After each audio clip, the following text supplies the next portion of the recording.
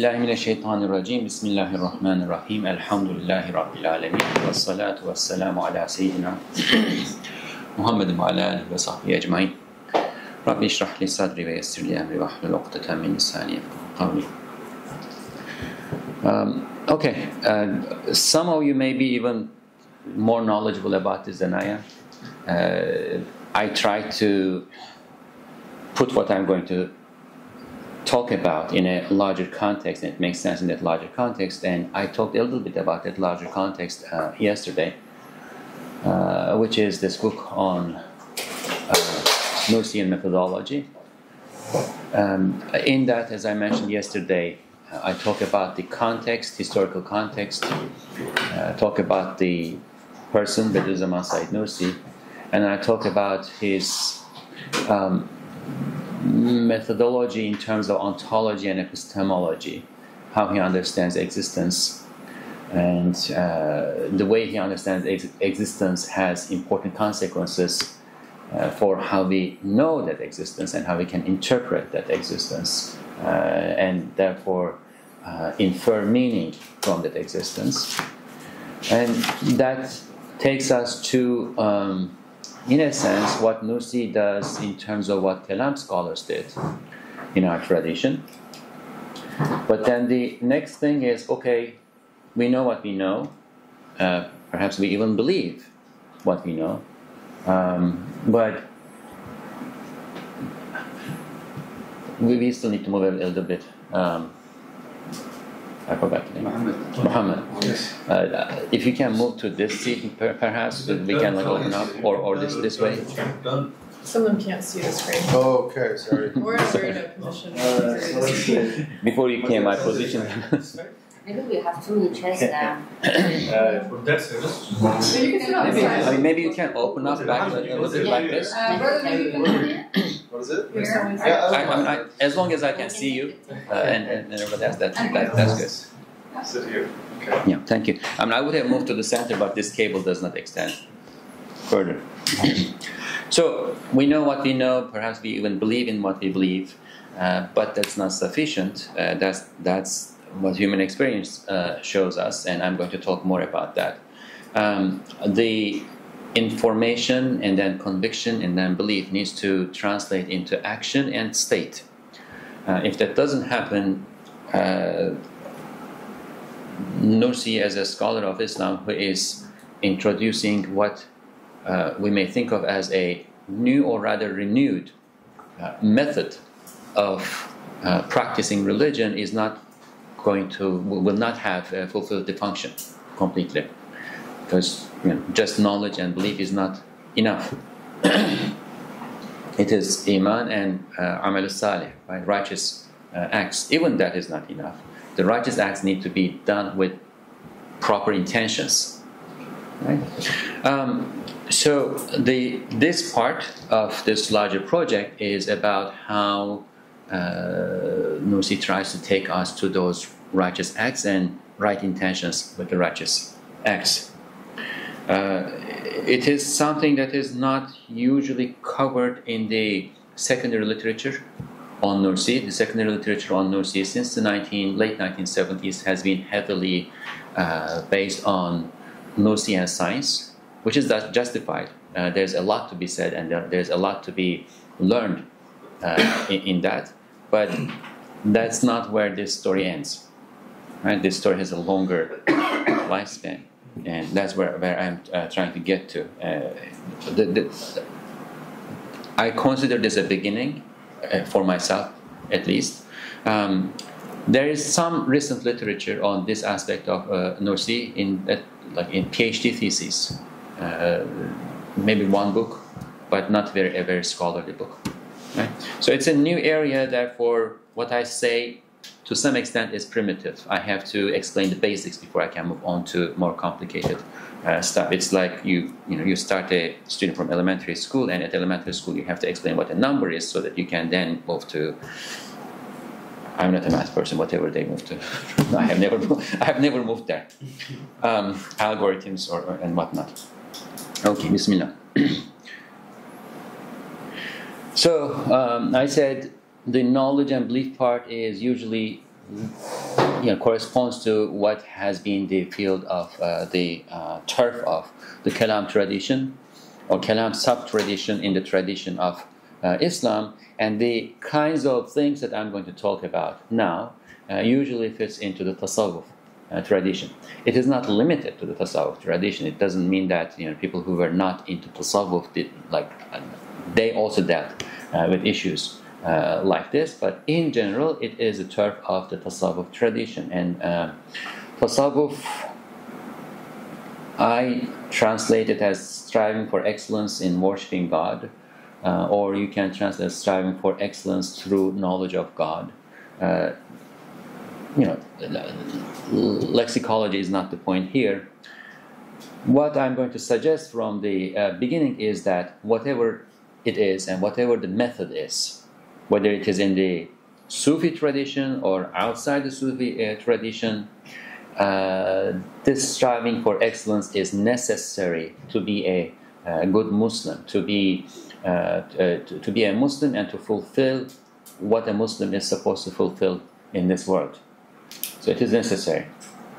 Now, in the tradition, since around the 11th, 12th centuries, this pursuit, this striving, has usually been institutionalized in the form of what we call tariqas, Sufi orders. As I said, you know the history of this. Its institutionalization largely starts with or around the time of Abdul Qadir Jilani, with him taking bay'ah, with him taking pledges of allegiance from his supporters, and then a network emerging from this, and then other Sufi masters taking pledge of allegiance from others, and then this multiplying in various Sufi orders. So my second premise in this presentation is going to be that what has been institutionalized in the Sufi orders historically is not broadly possible today. And I'm going to talk about what it is that was institutionalized. I'm just making a larger introduction, laying out three premises here. So, and this is Nursi's observation too. It is not broadly possible. He's not saying it is impossible. He has done it himself. Right? So, that's my conviction at least. He has done it himself, and that he also claims to have done it himself. He says that he has permission to transmit in 12 major tariqas. And this is not an easy thing, but it is not. It does have precedence, right? 12 major tariqas that does have precedence. Most Sufi masters had more than one tariqas, more than one chains of transmission. But he says it's not broadly possible. Therefore, he needs to offer us a solution, right?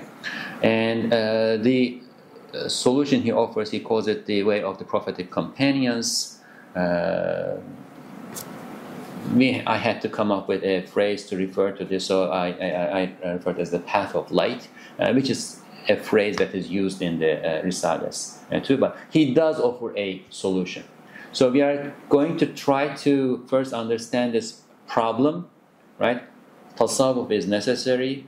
Its institutionalized form has become not as possible as it used to be, or not as feasible as it used to be for the broader Muslim populations. And what is Nursi's solution? That's what we will do. Oops, this needs to be turned off.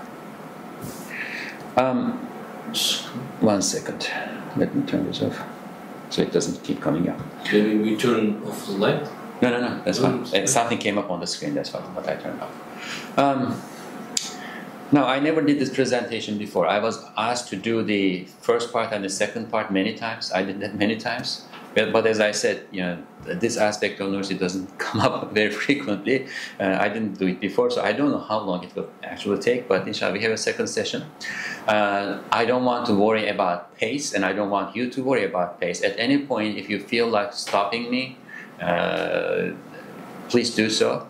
Also, as I mentioned yesterday, this work has not been published yet. It's in the works, and based on what the introductions from yesterday, I understand that some of you may be even better more knowledgeable about this than I am. So if you have any suggestions, that's also welcome. Right? This is a graduate conference. We are colleagues. I would like this to be an exchange as much as possible. So, as I said, we are going to start from the ABC of this. The ABC usually starts, when people explain this, they usually start from this hadith of Gabriel. You know it.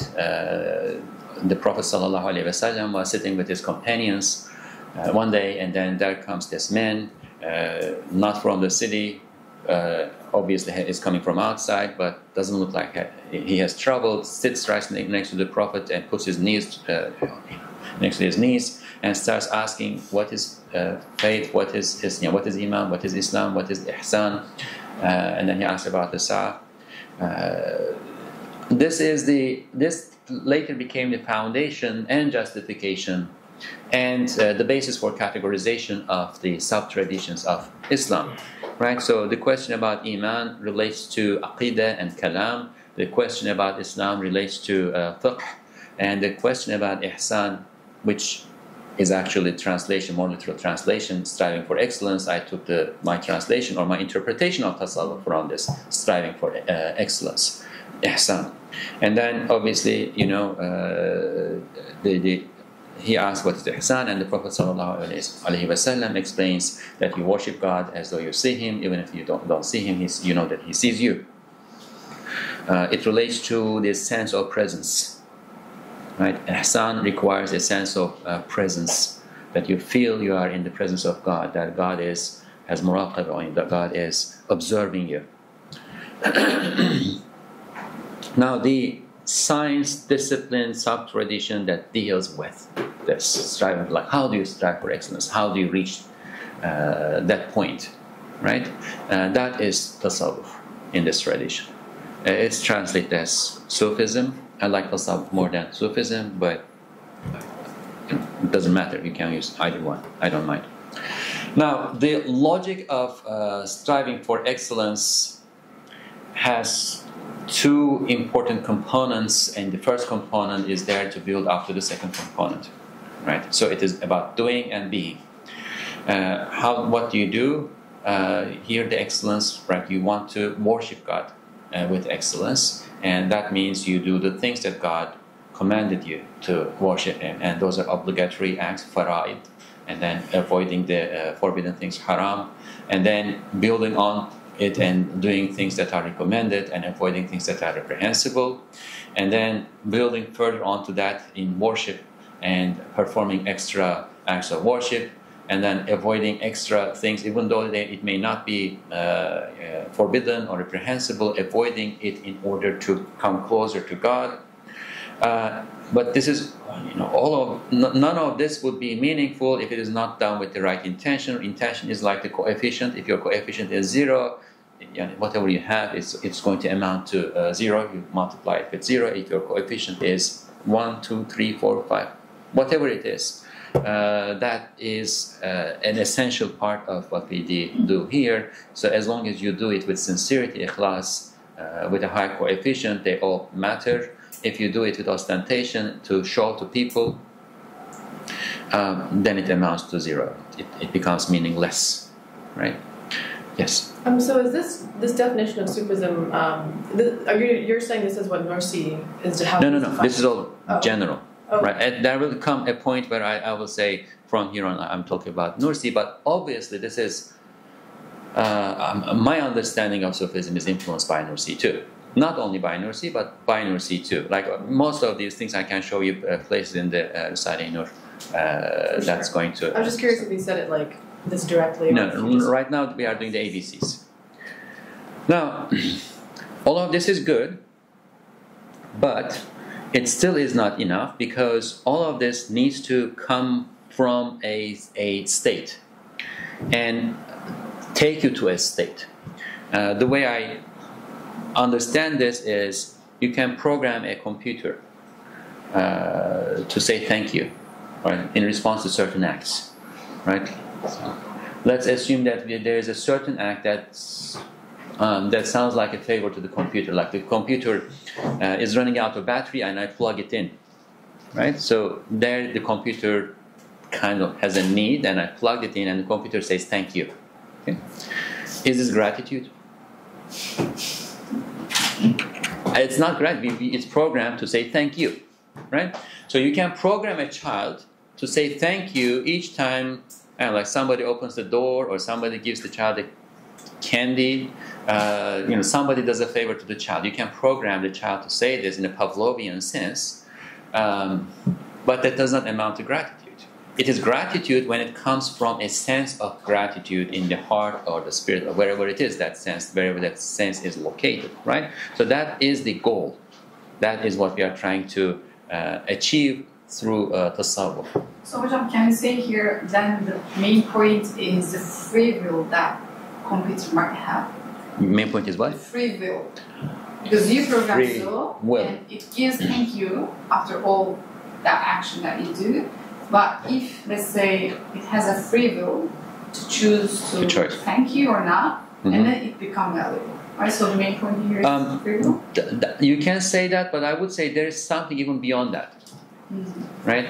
The child has the choice to say thank you or not to say thank you. If the child chose to say thank you because that's what you do, right? Because of habit, right? The choice is not eliminated when it's habit, right? Or to please the father or the mother, right? So the intention needs to come into this picture, and the child needs to say thank you because he feels like saying thank you, right? So that sense of gratitude is what we are aiming for here, or that a sense of sincerity, taqwa, God consciousness, generosity, courage, mercy, compassion, modesty, and so on and so forth. All of these are states that one needs to attain in order to have good character, right? It has been mentioned several times in the yesterday too, in Insan Kamil, the perfect man, to attain the state of perfect man, right? So perfect man is the Prophet sallallahu alaihi wasallam. His character was the Quran, right? So it's khuluquhu Quran, right? These are all referring to those states. The combination of all of these states is the character. That's what we want to do. Now, we have a problem in doing this, and that's part of being human, and that relates to the fitrah, right? And that is that we are equipped by all sorts of instruments to achieve these, and we are also equipped by all sorts of instruments that prevent this. And it's again, not like the computer. The computer, you program in one way and then does it. We are programmed in both ways. There's always this conflict going on within the human self, within the human ana.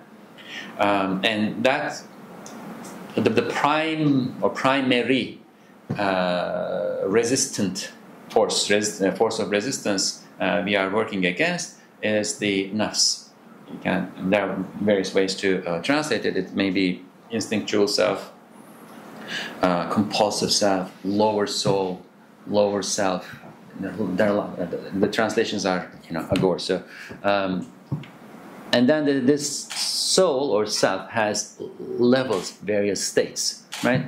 The beginning state or the most problematic state is what we call evil commanding self or soul, the nafsul ammara. That is what we are striving or struggling against as we strive for excellence, and that is very important, and that is something that actually makes the human being and makes the human being the highest of creation, because otherwise angels are always in those states. Like angels are always in good states. Angels are always doing the good. Angels are always worshiping God. They never say, "Oh, I'm tired, I'm not going to pray today." They never slack as they are doing their sujood or ruku or whatnot. But the human being is at a higher level because of that free will, or not free will, the choice, right? Humans are doing it with choice. The difference being, again, imagine an artist, a painter who has opened an exhibit, and then you make these robots with artificial intelligence that are programmed to say, wow, so beautiful each time they see a beautiful picture, and they are also equipped with some of the means of identifying beauty, right? And then they go and one by one walk through the exhibit and say, wow, beautiful, wow, beautiful, wow, beautiful, wow, and get out of the door. That is probably going to have some level of satisfaction, pleasure for the artist, but then if a human being comes who is in a position to say beautiful and ugly, right? To appreciate, actually appreciate.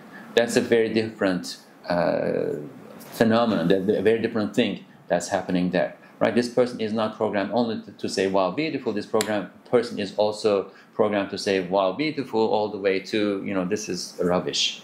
And then if that person, and imagine that this person is a specialist or a connoisseur of art, right? If that person came and went through the exhibit and perhaps found 4 or 5 pictures that are really beautiful and really praised them, that is going to be the ultimate reward for this artist, right? So that is a problem for us human beings because we always have to struggle against it, but at the same time, a great thing in the scheme of creation, right? That puts the human being at the top of the creational hierarchy, makes the human being the fruit of the tree of creation. Now the question is, what is it that motivates believers to struggle against their instinctual soul, their evil commanding soul? What is it that motivates them to pursue submission and excellence? Right? Submission is a very interesting thing, right? I have my will, choice, I feel that, and then I use my will to give up my will. That's submission, right? And we do it, we willingly do it, we try to do it, we strive to do it. As believers, Muslim means Islam, submitted, right? So, what do you think? Could I explain this? Just to get some ideas, and for me to drink a little water.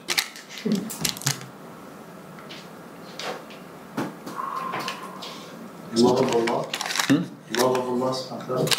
Very good. Then the question becomes, how do you reach that love of Allah? Fear of Allah. Fear of Allah. Okay, very good. What else? Yes. Back on a more basic level, reward or punishment. So okay, reward or punishment. I think love of Allah, as it is mentioned in the Holy Quran, قُلْ إِن كُنْتُمْ تُحِبُّونَ اللَّهَ فَاتَّبِعُونِي. Might be a reference. If you love God, follow me. Yeah. Okay. Very good. Very good. I saw a hand. Rachel. And how will you love if you don't know Him? That's the point. Okay. Let's see, Rachel.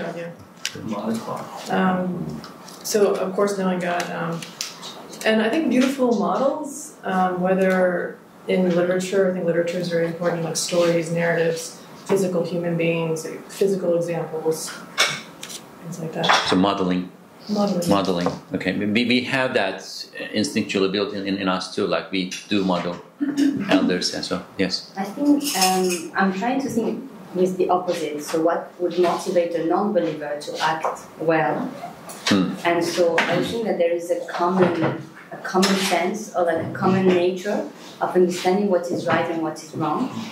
And so when you have that innate in you, you can actually know that what you're doing is right or what you're doing is wrong, whether you do it for God or for Buddha or for whatever what your cult is. So I think there is this innate things in within us, within human, that will motivate us to act well if we are being taught well also.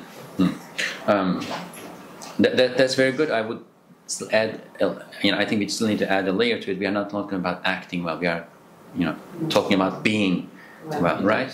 They feel good after. But so what you are saying is that is also innate. That's also embedded in the human being. There is something in the human being that aims for the good. Okay, very Whether good. you believe or whether you don't believe. Whether you believe or don't believe, yes. And then it will depend on the definition of good in the society that you live. Yes, okay. Lokman? No? Okay. Did you want to say something? Okay. There is another hadith. The Prophet said that love Allah as He is your sustainer. So He is Rabb, He is a sustainer. It will become a reason for loving Him. Yes. So the human being. Another answer, I think it will be about to get peace. Islam. Peace of mind and peace of soul and mind. Okay. Yes. I mean, just to add to the point about human nature, I mean, like, yeah, it's the pursuit of the ideal. Like this, we want an ideal that you pursue, and that's why I see all human societies, you know, even criminals, they have a code, they have an ideal image of the group, and they try to be in line with it, and so they don't always follow like short-term pleasures because of that. Okay. Yes. Sure, there is a motivation because people love himself. People love somebody who give him something. So you know, even to fail and something and Robinson Crusoe, if you want alone in that Matud Aqidah, people by Akal can find God because he's even in the island he will ask for heaven, from stars. Where is the God? Where is somebody that puts the light as the daylight and the stars at night? Somebody, because a miracle is everywhere. From himself, from outside, is everywhere. I think the motivation is people is jahil actually by fitra, no. But his passivity is very strange. So he can find. I think it's like another game. Or people go and say, "Find me. I will show the symbols. You should fight. Who give you everything." So it's like that. Yes, similar to what Bilal was saying too, right? The human, again, in the human nature, there is something embedded that responds to goodness. That's a response to favor. Okay, very good. Now, this is all good, and I think this, put together gives us a proper answer. The reason I asked this question is I first want to eliminate one thing from the picture, and that is what you said actually. The pursuit of reward and punishment. It is there, right? But it is not enough. That's the point, right? I mean, it is obviously there because the Quran is full of promises of reward and punishment, and obviously God knows what He created, and God is addressing the human nature, reward and punishment. But the problem is it is not enough. Human beings are not rational animals, but they are not so rational. They can be very irrational too. They are rational, they have the ability to think rationally, but they don't always act rationally. We need to find further motivations than rationality. And this is, I did quite a bit of reading in psychological journals in order to get to the bottom of this, and there are all sorts of things that show that human beings are not acting rationally all the time. Right? So there's this thing called present bias. One wants immediate gains and prefers immediate gains over future losses. Right? If I were to ask a child, do you want like 2 candies now or 100 candies 2 years from now? The child will want the 2 candies. But rational thinking, if this was put in a computer that is working for profit maximization in a utilitarian sense, right? That will be 100 candies in 2 years. That's and future gains, immediate losses. So we have this present bias. We prefer the present over the future. We also can't evaluate future circumstances accurately. Yes, we can think rationally, but we cannot see what is in the future properly. And one example of that is that everybody expects their weaknesses to go away and strengths to stay in the future. But when you ask the same question about other people, they don't do that. Other people, their weaknesses will stay, their strengths will go away, and so on and so forth. Me, my weaknesses will go away, my strengths will stay. This is, again, in the human fitra.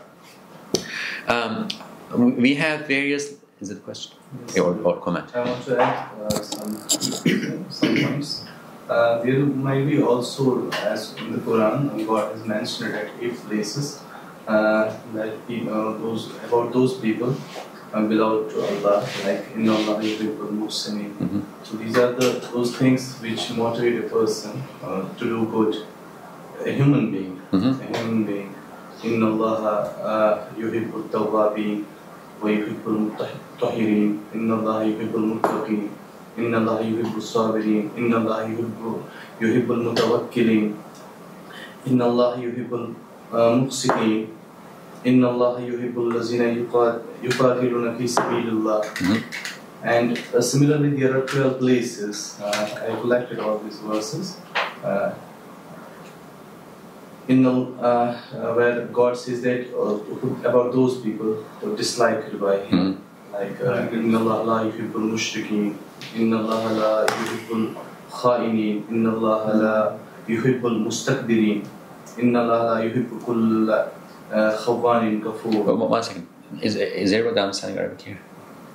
Okay. So these are basically the guidelines God says of how you can attain the love of Allah. Yes. So these are things that we aim for, right? We are asking about what motivates us to work toward them when what we aim for seems difficult to do and requires struggle, There's right? another verse, Ya ayyuhallazina attaqullah وَيَعْلَمُكُمْ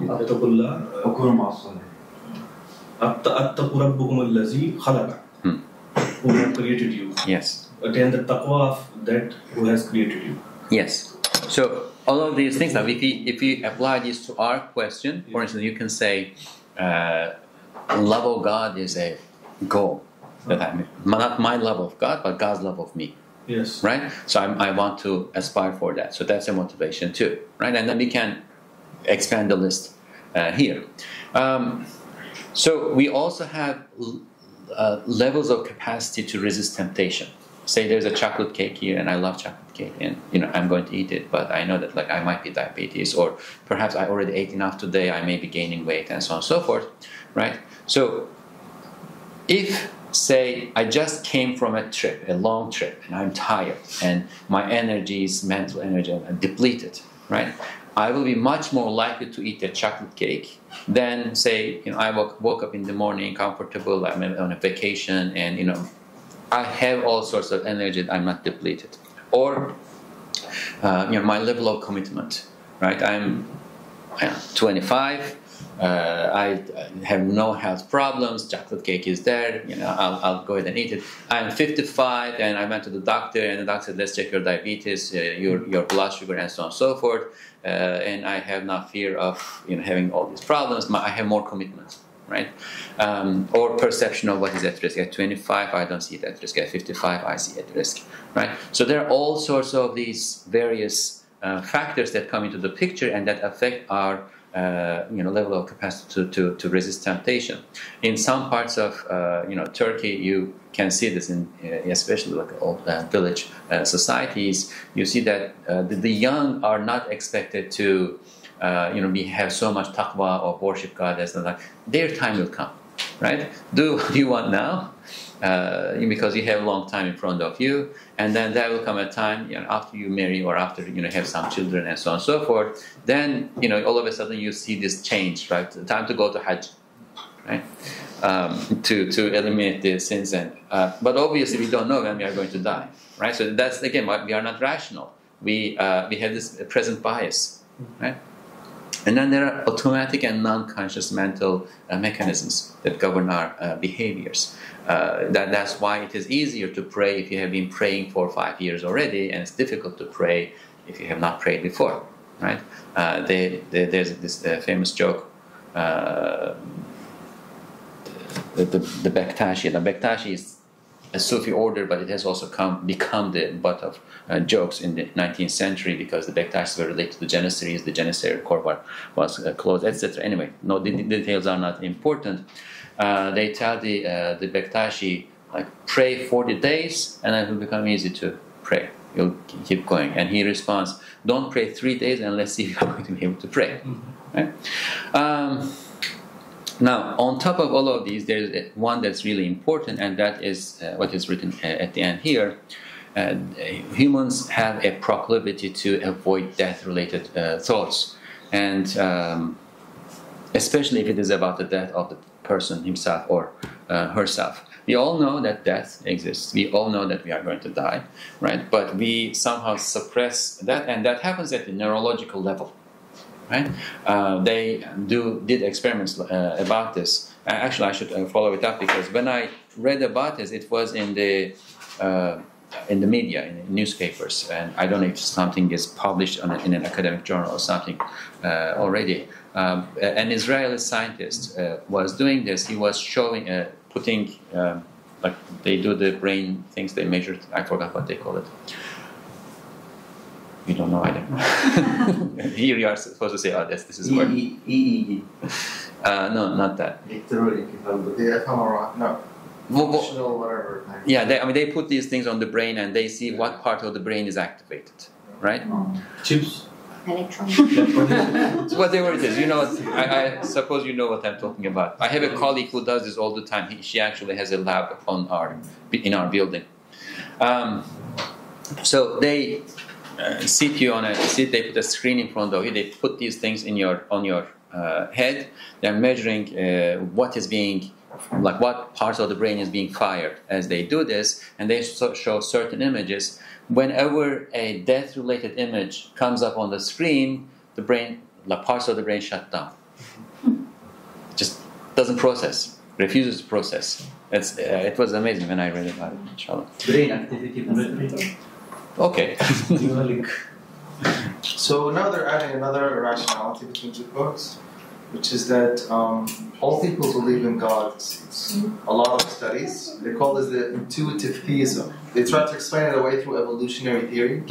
That evolution put in us this like kind of thing where we always project like divine order to the world. And so like that's another thing here is they're trying to make sense of that. Some feelings that we have, some of the things that we do, don't come from like reflection in the cognitive sense necessarily. They're always there. And this is one big area now they're talking about, which is intuitive theism. Yeah, so there are lots of automatic, non-conscious things that are happening in the human nature. I mean, they may be attributing this to that. We need to perhaps further discuss. I'm not going to pass judgment on that, but yes, there are all sorts of things going on. We are not just rational beings. There are lots of irrational things that we do. Right. Therefore, putting reward and punishment in front of the person is not, simply putting the reward and punishment in front of the person is not going to do it. We need more work to do. More belief does not eliminate impulses. Yes. There was also one experiment. A Russian neuropsychologist tells in an interview that if you put there 10 apple, same color, same size, and say choose one. We have 1 second, our eye detector will choose one of them. But after that, we say rational thing, we say why, but we pursue rational reason why we choose. Rationalize. Rationalize. We can say right, okay, it is right, but our eye detector 1 second choose one on left. So we have something, I call it for my psychologist students, it's a cüz ihtiyari. Because God put freedom of choice, freedom of soul. We choose, but our cognitive is very difficult. He was why something many reasons. So it's very difficult. Is a human being. Yes. So it's a complex mechanism, and in order to make the best out of that mechanism, in order to right, in order to purify this stuff, in order to reach the point that we want to reach, we have to work, right? It's not enough to just know, right? Knowledge needs to translate into actions. Actions need to build up the states. It needs to be transformative. we need to, yes. So there's a very interesting study where they looked at moral philosophers. So these are the guys who really know what morals are more moral. It turned out that they're less moral, and the way they solved it, I forgot the particular problem they gave them, like moral, trying to test their subconscious or the way they address issues. And now it became kind of like almost common wisdom in social psychology. The belief part or the cognition part is not enough. Is exactly what you're saying. Yes, yes. I mean, you may be a moral philosopher. What that means is that you have more skills to justify moral behavior. Like ChatGPT, basically. So, we are talking about states. We want to eliminate negative emotive states and character traits, and we want to cultivate positive emotive states and character traits. Right? And what this means is that we have to cultivate it. It doesn't come automatically. It is not in the human nature to do this automatically. The human being has to struggle. Right? The human being is born pure, onto fitra, pure fitra, right? But as a human being grows, the human being is subjected to all sorts of temptations, and the temptations have power over the human being, and therefore the human being needs to build up resistance power, the power of resistance. I mean, one example, when explaining why this is about state, I may be prideful, but I may be acting modestly. Actually, Nursi says that intention to be modest, or not modest, what was it? Humble. Modest, okay, same. Intention for humility. Intention for humility takes away humility, right? Because if I intend to be humble, what that means is that I actually think that I'm, mashallah, somewhere, but I should act humble, right?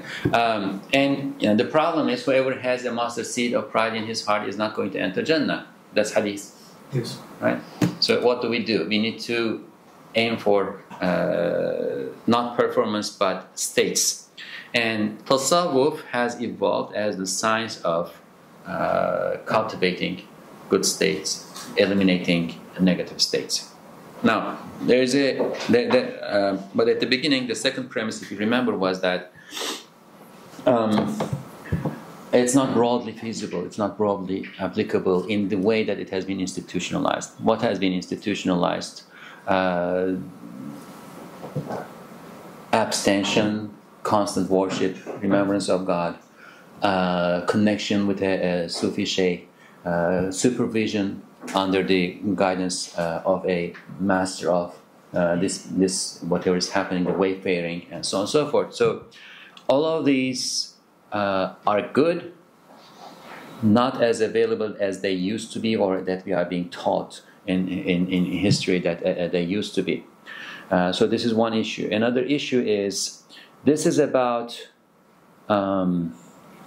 wayfaring. Do you understand what suluk? Do you understand what this is like? Right. So the believer who I don't have actually more to say about this. The believer who sets out on a path, who sets out on this path of cultivating good emotive states and character traits, right? Does certain things, and then that builds up certain human faculties, and those faculties start to open up, have become more sensitive. The way, if you keep lifting weight, you can lift more, ever more. If you keep cultivating these human faculties, you start to have access to things that one normally does not. And you reach certain experiences. Now, these experiences take place beyond the common sense world that we know of. And our means of communication in the common sense world, language, therefore, becomes insufficient to express what's going on there, right? That's why they say it's ineffable. You cannot articulate, you cannot put it into words. But masters of this process have put it into words, right? But when they put it into words, they use metaphorical language. They do not, they say this too, right? We are saying certain things, but what we say does not 100% convey what's happening, the only way for you to truly understand what's happening on this path and on wayfaring is to wayfare, to travel, right? It's experiential. You can only attain it by going through this arduous, long struggle, and then attain it. Reach those experiences, and then they say that once you attain to that point, that level, and have those experiences, knowledge, or let's not just say knowledge, but transformative knowledge is going to be inspired to your heart, to your spirit. Okay, therefore you have to experience it. Okay, so that was the basic, but we will have a of Sufism, because again, we are going to look at what Nursi is offering in order to, in a sense, substitute what was there before. So, what does Sufism do? What does Tasawwuf do? I'm talking about institutionalized Tasawwuf tradition, right? I'm not talking about those metaphysical states and so on and so forth. First, they offer a language, and they offer an analysis of the human nature, fitra, what we are talking about here. This is a very simplified version of, just to give an idea what they offer, right? They tell us about nafs, right? The source of biological drives, what's Ghazali called destructive forces. It is necessary for survival because it is the animal side of the human being. Remember, human being is rational animal. The animal side is this. When I get hungry, I eat. If I don't get hungry and I did not eat, I will die. I will not notice that I'm dying, but I will die. Right? As a community, the society has to procreate, right? So on and so forth. There are all these animal instincts and so on and so forth that help us survive as individuals and as society, but at the same time, those instincts can, or those drives, can be destructive for the human being because the human being can go to excess with them. So the source of all of this is the nafs. And we said, there are levels to the nafs, etc. And then there is the intellect. And I mean, this is easy to say, put on a screen and go through the list, but people had to think about this a lot. There are books, Aql, what's Aql? There are like long chapters about Aql because it was not this clear at the beginning. They had to think about this and figure out what it is, right? So intellect is what discerns essences of things, what discerns what a thing is, right? This is cup, this is water, this is... see, my intellect cannot discern what this is now. Teaspoon. Measures, compares, relates, and that's what intellect is. Hocam, intellect you mean akal in Arabic? Yes, that's what I am using intellect for. Okay. Can the nafs or the qalb or the ruh have an intellect in itself, or it has an intelligentsia, or does it work? That's why I said this is very simplified. For instance, they'll talk about nafs al-natiq, right? So that's the concept. So wherever the actual definition falls on in this terminology, there is something in general like this. And Tasawwuf tradition has offered us the analysis. That's what I'm trying to convey. So this is not the full spectrum. Okay? And then there is the qalb,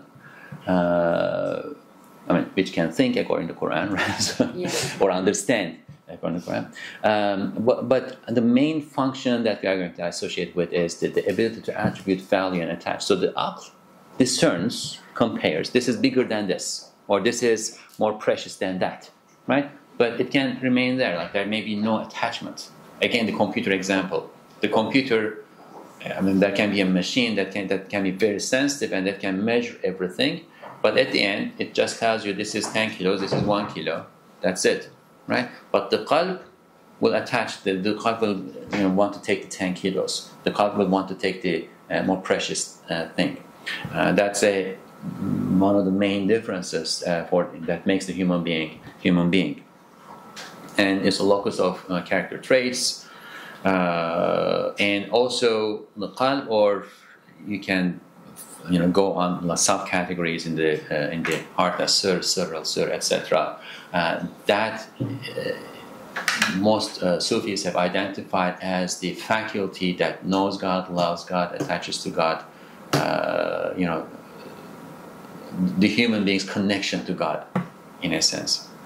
And then we have the spirit, ruh, which can think. But again, this is the simplified version. We can think of the spirit as ruh as the container of all of these, where all of these come together, and also the faculty, the aspect of the human being that makes choices, where the juz ikhtiyari is located, if it is located in one part of the human being. This is the other thing. All of these put together is the human being. The human being is a whole, right? We are, in a sense, we are identifying aspects of that whole, not parts of that whole, but aspects of that whole. And then these are the internal. Like there are external things that act on the human spirit, the choice maker. Satan as whispering, the world, and then the nafs is also acting from inside. Ignorance, you don't know what's right, you don't know what's wrong. And then there are positive forces, revelation, angelic suggestions, divine inspirations, true knowledge, the spiritual experiences that the Sufis say, that those ineffable, whatever is happening, those that are transformative, that inspire knowledge, and so on and so forth. So, and you cannot normally put all of this on one page, right? There's a lot more here. This kind of analysis, this kind of language is something that Sufism has offered to us. Okay, you will find similar things in philosophy, and borrowed from philosophy in Kalam, right? But I personally think that the Tasawwuf tradition has mastered this way beyond, way better than anybody else. Okay, the second thing that the Sufism or the institutionalized Sufism is going to offer to you is this thing called wayfaring, right? It is an art. It's in a sense, a secret art that's not given to everybody. You have to go and spend lots of time and devote yourself, and in the end, after that all happens, you achieve whatever it is that one achieves. And we have detailed explanations of 100 stages. In first stage this happens, second stage this happens, third stage this happens, and at the end, however, you will always say the caveat that this is all metaphorical. What is being conveyed is not really, truly what happens. This is also related to the human fitra and the fitra of the creation, meaning that this is not only for believers. This is not only in Islam, right? I have a friend who was Buddhist. I think he's still Buddhist, but his wife wants him to be Jewish, so he's saying he's Jewish. Complicated. Anyway, he had lived as a monk for 15 years or so, and he tells me about all these experiences, how he got out of the universe and saw the world from there, like a amusement park and so on and so forth, all sorts of things, right? So when you refine your being, right, when you become more spiritual, when your nafs becomes weaker, when you detach yourself from the world and so on and so forth, this happens. The question is, when this happens, are you perceiving reality as reality is, or are you still limited by perceptive errors and limitations, right? If you are still limited by perceptive errors and limitations, you may think that you have reached reality while you are actually misperceiving reality, and you are only filled with ignorance, compounded ignorance, and that increases your ignorance, right? So that's a big problem, and in order to solve problems that arise from this, and there are other things that may happen, but this is the main problem, what you see has to be subjected to the Sharia. What you see has to be subjected to the measures of the revelation, and the institution of Sufi masters, sheikhs, submission to a sheikh and so on and so forth has been instituted primarily to solve this problem. And there are other things too that we are going to talk about, but primarily to solve this problem. And true wayfaring takes place, therefore, within the bounds of the Sharia, the broad highway of the Sharia. And this is what the Mutasawwif, the Sufis say. This is not what I am saying, it's not what Musi is saying. Sufis have always said this, and within the tradition there has always been those who have lost measure and said things, done things that would not fit into the Sharia. And the position of the Sufis would be, and non-Sufis too, if they are doing this in a state of ecstasy, meaning that they have lost their connection with their intellect, then they are forgiven, right? If they are doing this while their intellect is intact, in place, then they are in trouble. Okay. Now, so wayfaring, and the third one, method, is actually included in the wayfaring. This is how you wayfare, and they showed us or figured out ways of doing this. You start with repentance, turning to God, recognizing your sins and committing yourself to giving up your sins, and then avoiding sins, and for going further, as we talked about it at the beginning, to avoiding things that may be permissible, but that strengthen your animal side. So you want to weaken your animal side, and so on and so forth. Right? And then you subject yourself to positive exertion, lots of remembrance of God, worship, and so on. Yes? A strange question. Was this form of, I know this analysis is on the individual level. Was this analysis taken on the group level or the collective level? I know that, for example, he looks at societies as entities, they have a lifespan and so on. One of the things that he does is he looks at the different diseases of the heart that becomes a collective phenomenon across a particular stage in the life cycle of a civilization. So, is there something like that in the Sufi tradition where it's looked like these concepts somehow is taken on the collective level, and so it's suggesting specific methodologies on the collective level? Sufi institutions, tariqas, have at times assumed significant places in social organization, and they have made suggestions, they have made interventions at a large scale, but I do not know of a dedicated analysis that says, when these diseases take the level of the society, this is what we do. Right? I think the one big solution that may come out of the South tradition here would be, if you fix individual, society will be fixed. Right? Maybe there is out there. I do not know of a dedicated study of society from this perspective. Or maybe Ibn Khaldun may be he's the founder of sociology after all, right? He may be the one person. Okay. Now, the next thing is the institutionalization of method, and this is where we get tariqas. Right? As I mentioned earlier, sometime at the time of Qadir Jilani, he starts to take bay'ah, pledge of allegiance from his followers, and then this pledge of allegiance leads to the formation of a network, like the muntasib, how do we translate that? The followers of Abdul Qadir Jilani, right? And then in time, in that network, he authorizes certain persons to take pledge of allegiance. Right? And they authorize certain persons to take pledge of allegiance, and this goes from generation to generation, and we have a chain of transmission, right? And this chain of transmission, the Sufis will say, does not start with Abdul Qadir Jilani. In all chains, it will continue from Abdul Qadir Jilani to his masters and his masters and his masters, and almost in all cases to Ali radiallahu anhu, and from Ali radiallahu anhu to the Prophet sallallahu alaihi wasallam, and in some cases to Abu Bakr radiallahu anhu as well. Okay, so you have a chain of transmission. What the Sufis will say is that what helps a person progress on the wayfaring, right, is not the exertion of that person. You abstain from pleasures of the world, and you do your dhikr and so on. So you do everything. However much you do, you want progress by your own exertion.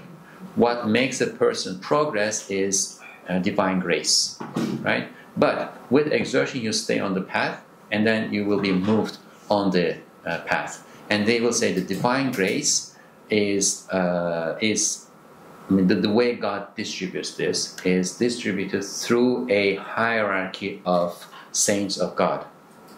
Okay? At any given time and across time. So at any given time there is an access usually unknown to other people. Divine grace first comes to this person, and from this person through a hierarchy is distributed to others on earth. Okay? Therefore, in time, the Sufis will suggest that you cannot attain what is aimed to be attained in this institution without being part of a chain of transmission. What that means is that without being a part of one of these networks, and what that means is without being a member of a tariqah, right? Transmission from Nafsul Ammara to Nafsul Mutmain. Not only that. Not only that. That is the stages that have been formulated for some Sufi orders, right? Some Sufi orders talk about nufus, like you move from one nafs to another nafs.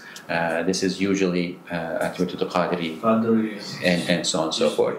And then some, the Naqshbandiya or the more Anfusi, Khafi Sufi orders will their methodology focuses on improving certain human faculties and so on and so forth. But all of these things put together is the path, right? There's not one path. There are multiple paths. They are all in the Sharia. Right? And we have descriptions of these paths in metaphorical language, again. But what you will hear from the masters of this institutionalized tradition is that you have to be in the institution if you want to progress. Whoever does not have a sheikh, his sheikh is, you must have heard this, did you not? Whoever does not have a sheikh, his sheikh is Shaitan. Okay, you all know why I'm saying it. Teacher, I have some comment. You say about Ibn Khaldun. Ibn Khaldun say Tasawwuf has a 3 levels. First is taqwa, zuhd. Second is istiqamah. Third is kashf. He says that everybody can do taqwa himself. First level Sufism. Second, the istiqamah and kashf is with master. Because istiqamah, you know, kuwi aqli, kuwi shahabi, kuwi ghadabi cannot be done without himself. Is called it everybody master. Moderation. Moderation. So you say about the suluk. Abdul Qadir Gilani say that, you know, a story about a boy in madrasa. He is hungry, and his mother say, my boy is hungry when you eating a chicken, fried chicken grill. He says that also when your boy can control his stomach from apple, heart from nest, and roof from body, also can test. So I see it's the best formula in suluk. Yes. 2Q at the left and the right is combined, and which 3Q apple and emotion happen. Will suluk will finish. Yes. It's by the sun and yes. So true. The two reasons they will offer for why you have to be in the institutionalized setting of tariqah in order to progress, right? One of them is this: divine grace. You don't do it; it's through divine grace, and in order to receive divine grace, you have to be part of this. I mean, there may be exceptions. They are not going to say that there are no exceptions, right? So there may be exceptions, but you don't know if you are the exception, so don't take the risk. The second reason why they will say that you have to be in this institutionalized setting is that wayfaring, that suluk, that path that you travel, is not a healthy, happy, funny, nice journey. It is a difficult one. There will be lots of traps on the way because Satan does not want you to do this, and the Satan will, meet you at every step on the way, and it's very easy to fall into the pitfalls on the path. And then there's at certain stages there will be shortcuts. I can't remember the name of the person, but Hamid Algar translated his work on Tasawwuf into English. One of the early Sufi masters before this institutionalization, actually. In there is this story about a person who tries to do this himself. He does lots of zikr, etc. And then he comes to a point where what he is doing really bears on his physical being. He has like stomach issues and bleeding and so on and so forth. This continues for several years, and then eventually he passes through that stage and he's in the next stage. And then this is conveyed to this sheikh, the master who is writing this book, and he says, poor thing, had he come to us, he would have had him pass through that stage in a couple of days, right? Because he knows the right dhikr and so on and so forth. So it is a long, difficult path. And there are those who know the path. You follow them and you progress. You don't follow them and you are on your own. In the old days when they went to Hajj, you had to join a caravan, right? And then the caravan would have a leader of the caravan. You follow the caravan leader and then you go through the safe path. And then if there are thugs attacking, the caravan will have protection and so on and so forth. If you try to do it on your own, not impossible, but very difficult, right? For these two main reasons, they will tell you that you have to be a part of an institutionalized setting, a Sufi order, in order to go through this. Does that mean that in order to strive for ihsan, it equals with Sufi institutions? Is it like a two sides of the same coin, or is there other paths within ihsan that can lead to something else than Sufism? Nursi will tell us that there's something else than Sufism, right? And before Sufism was institutionalized, there were lots of people who reached ihsan. Actually, if you go with the hadith, each generation that comes before the others is better than the following generation. The companions of the Prophet were the best of these generations. And we don't have institutionalized Sufism among them. We have tasawwuf among them, right? We have striving for excellence among them, but in time it has been institutionalized in this way. Also, wayfaring may not be the only way to reach ihsan, for striving for excellence, right? There are people who did not wayfare, actually probably more than those who did wayfare. Our judgment after they passed away is that inshallah they are people of the Jannah, right? But this is something that helps people progress in a more institutionalized way, in a sense, in a more guaranteed way. You think of this way. Can you achieve knowledge on your own? This is the better one. You can. I mean, you can. You can buy books and read them. Yeah, you can buy books. You can read them. You can read encyclopedias. Right now, you can watch YouTube videos, whatever. Right? There are ways to do this, and there are lots of self-taught people, right? But we all go to school. Like you went to SOAS. You didn't like SOAS. You came to Turkey. So this promises to help you do it and to achieve the result in ways that may not be possible otherwise. But this does not mean that this is the only way. Okay? And they won't claim this either. But they will claim that if you come here, you will be in safer ground. Okay. You will have a safer place. And also, what's that? You may end up becoming majzub. without any suluk. That's also possible. That's also possible. I forgot the first. They categorize Sufi orders. I forgot the word for the second one, but the one is ashq, right? The love, the path of love, in which you are majzub, not in the sense of crazy, but in the sense of attracted, right? And that's possible, but there are exceptions, as we said. That's an exception. For those who are not exceptions, and none of us know if they are the exception or not, the Sufi orders, when they were really functional and widespread in society, would tell you, if you want to be in safe hands, come join us, basically. Well, sorry, I want to jump on that. It feels that when we as humans are looking for striving for excellence, the tasawwuf, then there are some other experimental, let's say, experience that happen, such as dreams, God intuition, and signs. And so it feels like when you do tasawwuf, then you have these consequences of it. So it's not like at the iman level where you just pray to your fasting and that's it, you don't need much more. There is another path to it, and then when you do strive for it, then you have these other things that activate.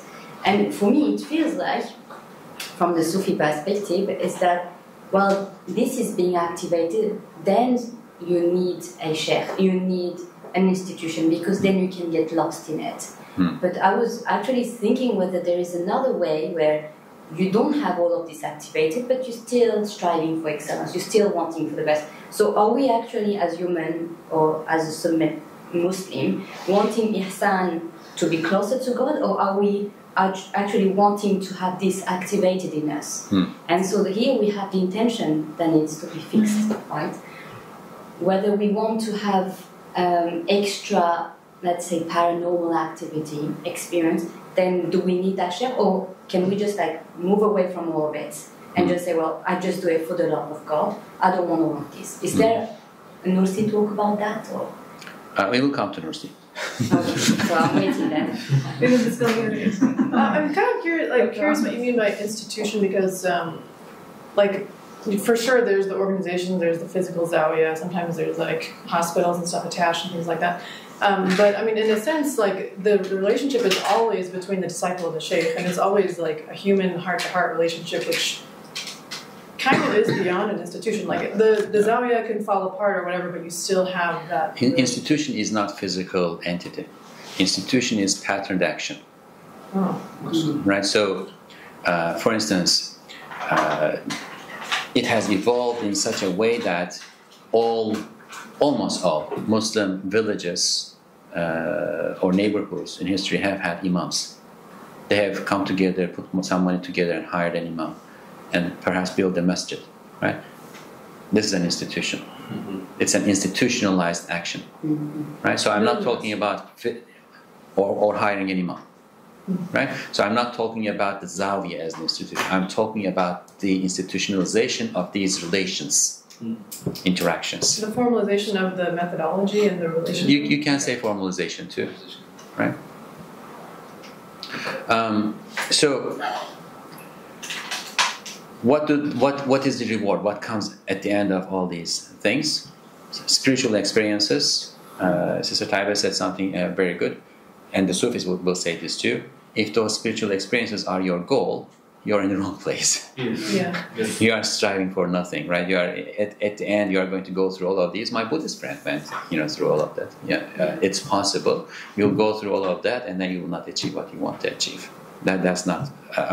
Fixing the intention is a big part of the master. That's another reason why you need the master there, because otherwise those pleasures of the path may become your goal, and then you will be lost. So what is the goal then at that point? The goal is attaining closeness to God. I just said, Excellence. right? God. He who has purified the heart, detached his heart from the allurements of the world, and devoted himself to God, has found salvation, right? So realizing the reality of things, so that you can devote yourself purely, solely to God. Because the reality of things is that God is the only one who matters in this whole creation. I'm avoiding saying certain things, but I want to spare them for mercy. Okay. I'm not saying everything that I could say at this point. But ultimately you can also say Ma'rifatullah, knowledge of God. Right? That is the goal. Ma'rifatullah is the God. Ma'rifatullah is the goal, and when you attain Ma'rifatullah, you attain the knowledge of reality as reality is too. In addition to this, this is the more complex, complicated aspect of this institution, and that's why I talked a lot about this, but there are other things that Sufi orders offered to society and to individuals, and one of them, as you see there, is the community. And this is a very important part of the process of institutionalization, and there might be some divine intervention in this too, because around the time the caliphate collapsed, sultanates started to take over, but the sultanates were also dividing into parts and pieces. Around the time that Muslim communities were left without proper political direction, these Sufi orders come into the picture and provide lots of services to society. You mean 11th century? 11th century and on. Right? You don't have hanaqas, you don't have zawiyas before that. That's when all of these start to happen. And then you have a zawiya in a place, and that zawiya preserves the solidarity of the people, for instance. It provides a soup kitchen. It provides a network in which people can communicate with each other and help each other, and so on and so forth. So this was not only about individuals wayfaring, but also this is the society aspect, but not in the sense that you were asking. It also provides means of organization, social organization. Sometimes it becomes very powerful. There is a certain Hoja Akhrar, for instance, in post-Timurid Inner Asia, Central Asia. He was more powerful than the kings of the time because of the networks that evolved. The Safavi state was founded by the Safavi Sufi order. At the beginning, it was a Sunni order, and in time, it becomes the Shah Ismail becomes a Shia order. So, Akbar Shah also. What? Akbar Shah also. Yeah. And Baburi. No. That's a different story. That's a different story. It's not Sufi.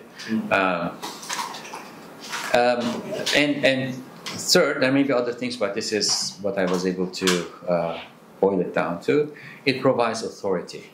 And that's also very important because in a society where people's faith convictions are not challenged, just knowing that this great man says so could be enough for you to be convinced about the reality of something, right? So Sufi sheikhs, awliya, it doesn't have to be sheikh, but awliya more broadly, saints of God, friends of God, provided a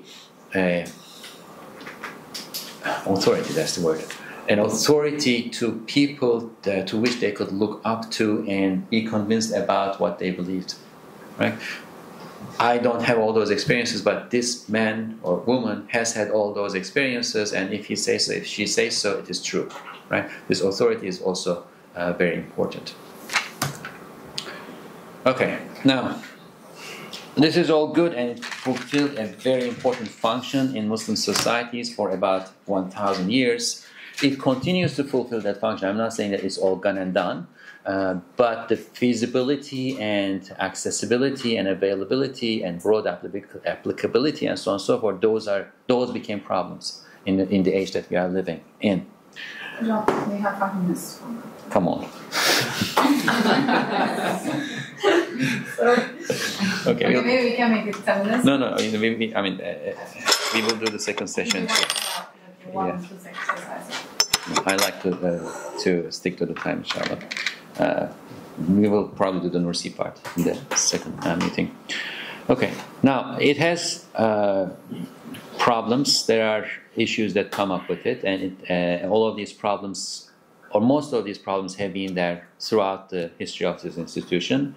Sufis themselves recognize this, and there has been self-correcting mechanisms emerging from within Sufism and criticisms arising from outside Sufism too, right? So I'll just quickly go through it since we don't have too much time, and I think by this point it will become easier to talk about things from here on because we set most of the terms of what we want to do, right? So potential for slipping out of the broader highway. You have all these experiences, and you reach levels, and if you have not cast away your pride, you may think that wow, you have reached, and now you know even better than the Prophet sallallahu alaihi wasallam. It has happened, right? Yeah. It does happen. It has happened and does happen. And then there has come a backlash to this. Wahhabis of the modern era is the most well-known example of this, but it's not the Wahhabis only that this backlash emerged. Like the Qadizadehs in the Ottoman Empire, for instance, was another example. There has always been this. Today it is a bit more powerful. There is a potential to confuse this with other esoteric claims, the Buddhism, Hinduism, Buddhism, Dadaism, because, again, this is something that is built into the creation and you're benefiting from. So it's not actually paranormal, it's happening within the normal, we just don't see that part of the normal. A Hindu yogi can be confused as a sheikh.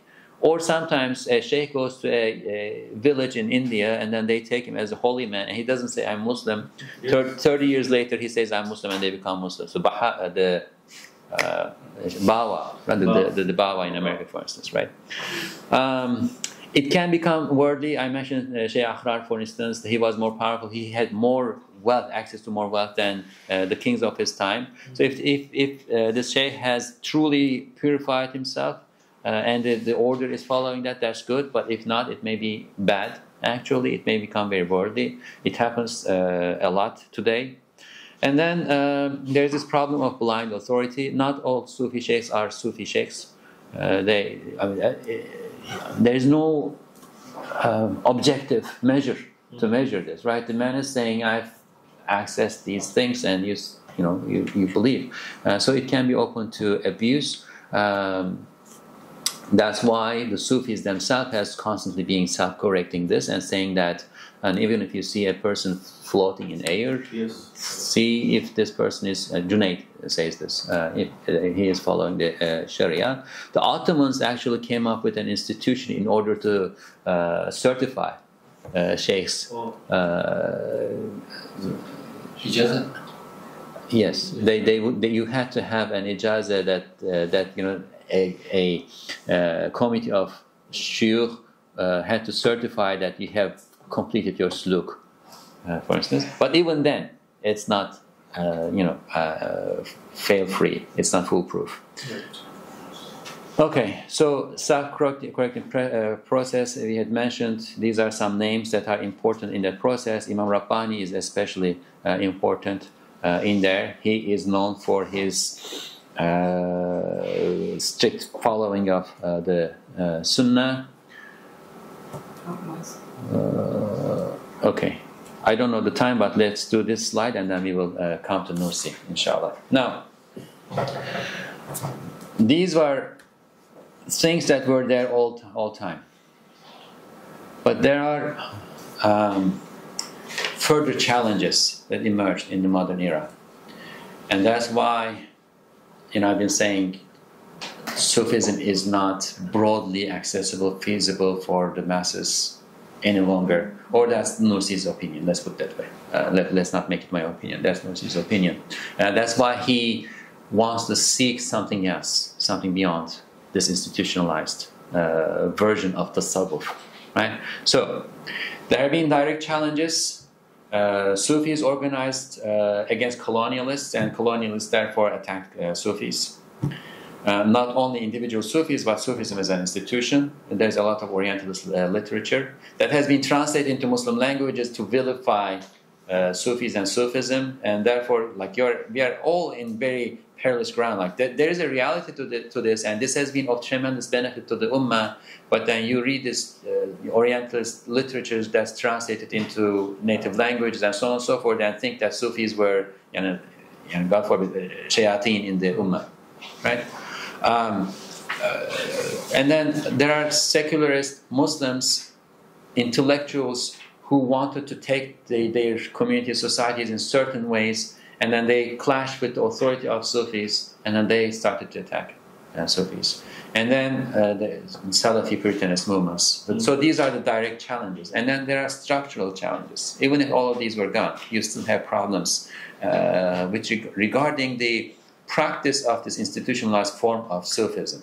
Not Sufism itself, not tasawwuf, but the practice of this institutionalized form of Sufism. We had 1 billion people in 1800, we have 9 billion now. We used to live in villages, we live in urban settings and we keep moving around, right? You cannot preserve the Sufi networks the way they were preserved. And one sheikh would have say, in general, there were sheikhs with lots of more, but say 40 disciples, and he knew the 40 disciples. The 40 disciples knew him or her, and they interact on a day-to-day basis. Now you take bay'ah with the sheikh. The sheikh lives in, I don't know, South Africa. You live in Holland, and then you see your sheikh once every 5 years. Doesn't work. Increased social mobility. Regimented work conditions. You have to spend 3 hours doing your wird, right? And you don't have 3 hours to do your wird, and then you are constantly falling behind, right? You are not living in an agricultural society where in the winters all you did was to sit by the stove or the fireplace and tell stories. Urban anonymity. This is big. In the village, everybody knew you, everybody saw you, your sheikh saw you. In the city, walk out and nobody knows you. You're on your own. You are not on your own. You're with shaitan. The world has grown on us. We lost our asabiya. The life became much more easier, and comforts became needs. Right? Very difficult to detach yourself from the world. Sin is everywhere. Pervasive influence of sinful practices. You cannot avoid it. I lived in Fez, the old city of Fez, for a year, right? And now I live in America, and I teach at the American University campus. It's incomparable. And then we have more intellectual challenges, the spread of the scientific discourse, which is unavoidable because it defines public and popular education and overall secularization of public life. So, put all of these together, try to implement those institutionalized practices, it just becomes impossible. It doesn't become impossible. You can still be on the path, you can strive, but progressing on the path becomes impossible for most people, right? So the need and the means do not match anymore, and therefore Bediüzzaman says we need something else. Inshallah, we'll talk about that something else. And Sir, how can one maintain his balance? Say it again. How can a person maintain his balance in such a rapidly changing world? So Nursi has a suggestion. We will talk about that. So there's another challenge. 1 second.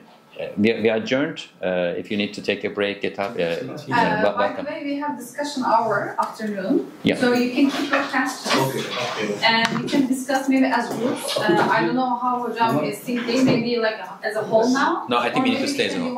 We need to stay as a whole until I finish Nursi, and then if I can do it in time, we can. Yeah, like in the discussion hour in afternoon after the lecture is finished. So we can put our questions for it, and then we can discuss. It's break. Now it's break, and then the lecture, and then afternoon session, we are going to discuss. Like a 10 minutes break? Yeah, 10 minutes. Why the whole schedule is here?